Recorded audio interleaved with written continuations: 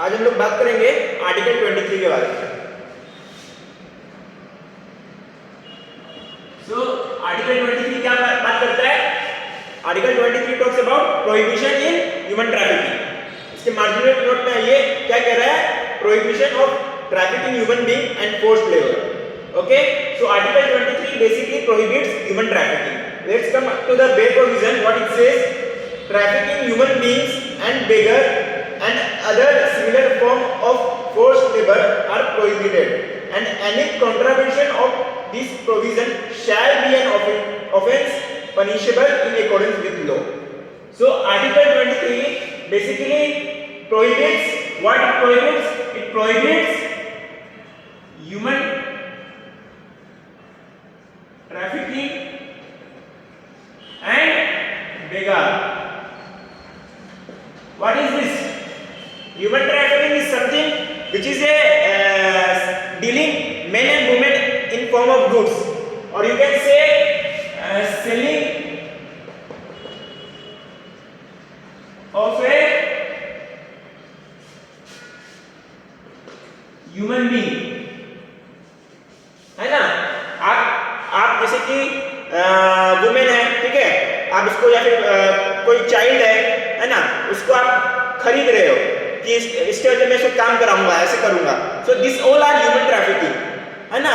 जैसे कि नहीं होता है, बेसिकली आपको जानते होंगे बहुत सारा रेड पड़ता है, आप देखते कि यहाँ से यहाँ पर वुमेन को ट्रैफिक किया जा रहा है। So this all are human trafficking. This article 23 prohibits, and not only prohibits, it also prescribes punishment for that. Now come to this I guess you are understand the term of human trafficking. Now what does the beggar means?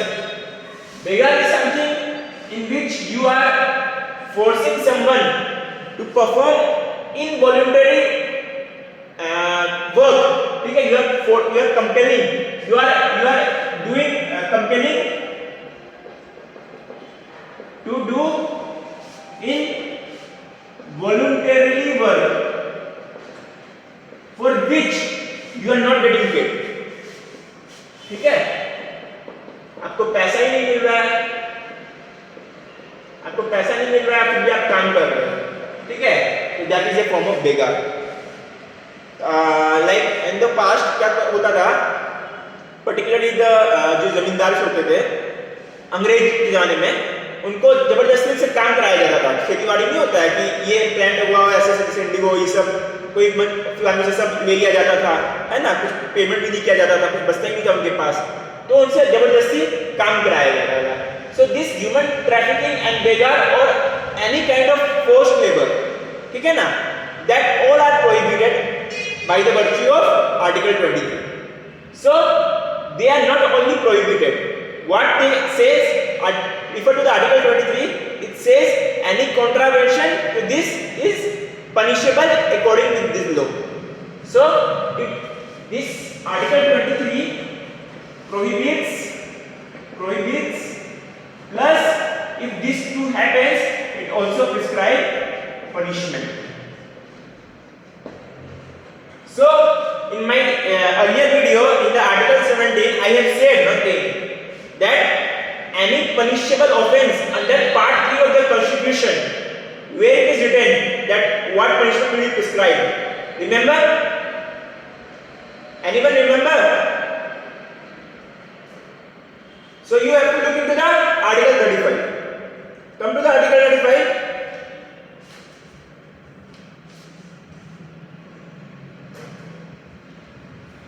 Look at the article 35 clause A.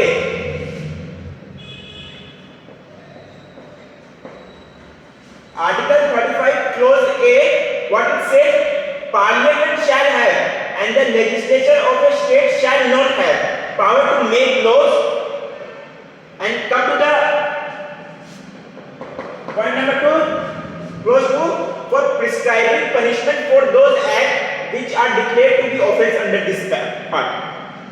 That means कि parliament को power दी गई है, अगर human trafficking होता है या बेगार होता है या कोई भी फोर्स्ड लेबर होता है, तो पार्लियामेंट को पावर दी गई है कि उसको पनिश करने का. स्टेट लेजिस्लेचर के पास कोई पावर नहीं है, ठीक है. Now come to after this clause to under this part And Parliament shall, as soon as may after the commencement of the Constitution, make law for prescribing punishment for the act referred to in subclause 2. So Parliament has got power to prescribe punishment for this human trafficking and begar. So after the Constitution has been made, that has been enforced on the 26th of January 1950, then Parliament has kept with the law. ठीक है, human trafficking को रोकने के लिए parliament law लेके आती है. कौन सा ह्यूमन ट्रैफिकिंग को रोकने के लिए पार्लियामेंट लॉ लेके आती है? वो लेके आती है immoral traffic immoral traffic act of 1956. ठीक है, इसमें ह्यूमन ट्रैफिकिंग को प्रोहिबिट किया जाता है कि सेलिंग ऑफ ह्यूमन, मतलब वो जो ट्रैफिकिंग इन ह्यूमन बीइंग, उसको प्रोहिबिट किया जाता है. और अगर मान लीजिए कोई ऐसा काम करता है तो उसको इस एक्ट के तहत पनिशमेंट मिलेगी.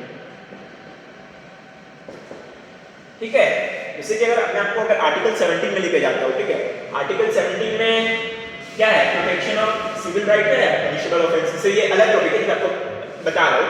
इसे protection of civil right, untouchability का. ठीक है, protection of civil right of 1955. इससे पहले क्या था? Untouchability act of 1955. इसको 1976 में अमेंड करके protection of civil right act of 1955 किया गया. ठीक है, तो इस एक्ट के अंदर सेक्शन 3 है.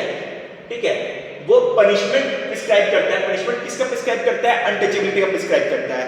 अनटचेबिलिटी का प्रिस्क्राइब करता है. क्या प्रिस्क्राइब करता है? उसका सेक्शन 3 के आप एक्सप्लेनेशन में जाइएगा तो उसमें देखिएगा कि जो भी अनटचेबिलिटी परफॉर्म करता है तो उसका फाइन जो है 100 रुपीज टू 500 रुपीज है.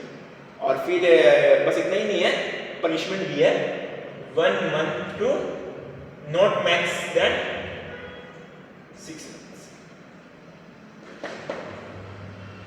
ठीक है, सो ये पनिशमेंट है. ठीक है, ये पनिशमेंट कौन प्रिस्क्राइब कर सकता है? ये पार्लियामेंट कर सकती है. सो जो फंडामेंटल राइट में जहां पनिशेबल ऑफेंस है वो पार्लियामेंट को पावर दी गई है by the virtue of article 35 clause A sub clause 2 that parliament has the power कि जो पनिशेबल ऑफेंस है उसके लिए वो लॉ लेके आ सकती है पार्लियामेंट. ठीक है, तो ये ह्यूमन ट्रैफिकिंग था.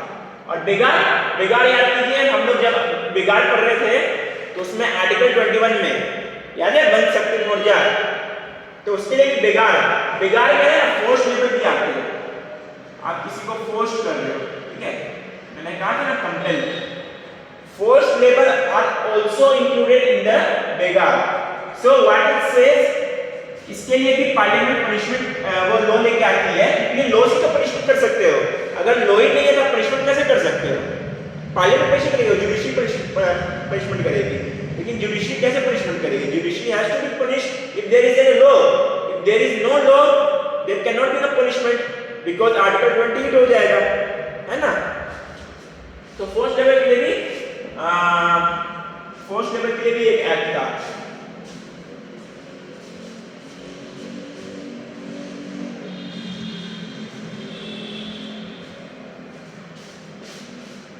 बॉन्डेड लेबर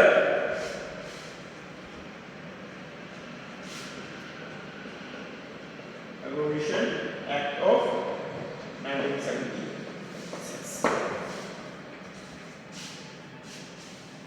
ठीक है, इस केस में क्या हुआ था? Bonded labour abolition act of 1976. इसमें बेगार अगर मान के चलिए ये इसको फोर्स किया जाता है या फिर इसे बेगार से काम कराया जाता है तो that will be an punishable offense. I guess it is clear to all of you. If there is any doubt or if you want to say any suggestion या कुछ भी तो please tell me. आप मेरे comment section में बता सकते हो, ठीक है ना. आर्टिकल 21(3).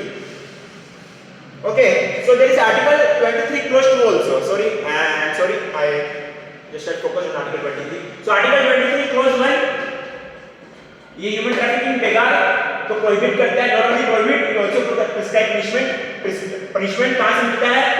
पनिशमेंट मिलता है पार्लियामेंट को article 35 clause A sub clause 2 से. और इन दोनों के लिए पनिशमेंट कहां से है, क्या पनिशमेंट प्रिस्क्राइब किया गया है ह्यूमन ट्रैफिकिंग के लिए, immoral traffic act of 1956 and बिगार फोर्स लेवल के लिए bonded level abolition act of 1976। ठीक है, बॉन्डेड लेवल का आपको कोई केस याद आ रहा है, कौन सा केस है, बनशक्ति मोर्जा, where it was held that बनशक्ति मोर्जा में क्या हुआ था कि बॉन्डेड लेवल का मतलब अगर किसी काम पर that amounts to violation of article 21 and they include right to rehabilitation plus right to release. ठीक है ना, so this was article 23 clause 1 and now come to the article 23 clause 2। What it says, it says बस 2 minute 5 minute nothing in this, वो मैं generally रात को 8 बजे के अराउंड गार्ड भैया आते हैं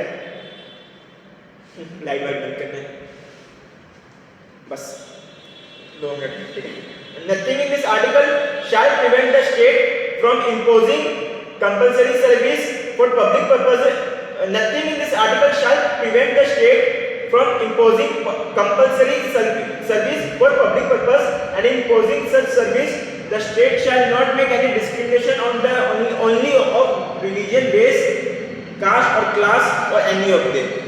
So this article 23 clause 2 is an exception creating for the article 23 clause 1. Why it is an exception? Because article 23 clause 2 starts with nothing in this article, है ना, nothing in this article यानी non ऑब्स्टेंस clause से start हो रहा है। जहां पर nothing in this article आ गया है वहां तक से कि अगर मान के चलिए हम लोग सेक्शन 482 सीआरपीसी का बात करते हैं, ठीक है, उसमें क्या था, नॉटविथस्टैंडिंग, है ना, anything contained in this code, तो यानी कि सेक्शन 482 को अनलिमिटेड पावर दिया गया था हाई कोर्ट को, है ना, तो वैसे इसमें क्या है कि nothing in this article यानी कि 23 क्लॉज 1 का बात कर रहा है कि shall prevent the state from imposing compulsory service for public purposes, यानी कि स्टेट चाहे तो फोर्स कर सकती है, हम मतलब फोर्स मतलब कर सकती है, मतलब स्टेट ह्यूमन ट्रैफिकिंग नहीं कर सकती है कि आओ भाई खरीद लो, ये नहीं कर सकती है, लेकिन हाँ फोर्स काम कर सकती है imposing compulsory service for public purpose।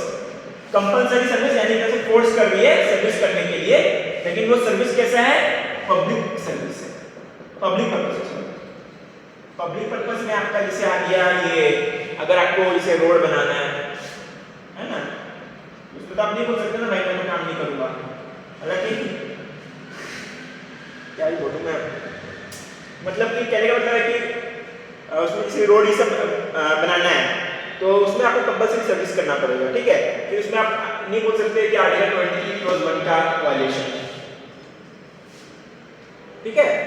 और लेकिन ऐसा नहीं है कि आपने मतलब ये कर दिया, अब उसमें भी जैसे कि बहुत अलग अलग क्लास के लोग आते हैं ना, अलग अलग रिलीजन के लोग हैं, अलग अलग कास्ट के लोग हैं, तो इसमें आपने बोल दिया कि नहीं तुम हिंदू हो या फिर तुम मुस्लिम हो या क्रिश्चियन हो या कोई भी हो, तो तुमसे ज्यादा काम करा रहे हो, उसको ऐसे बैठाए हुए हो, क्योंकि इसके आगे क्या कह रहा है, the state shall not make any discrimination on grounds only of religion, race, caste और class of anything. Only word जो आया है ना, ये कोई मेरा प्रीवियस वीडियो आपको याद आ रहा है ओनली वर्ड से, अगर कुछ याद आ रहा है तो कमेंट सेक्शन में बताइए, है ना।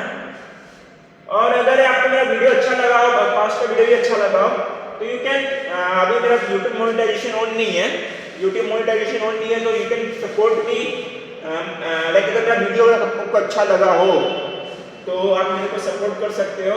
ये मेरा UPI ID है मोहित आनंद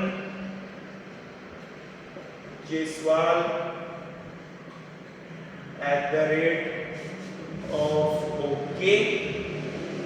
@OKHDFC Bank।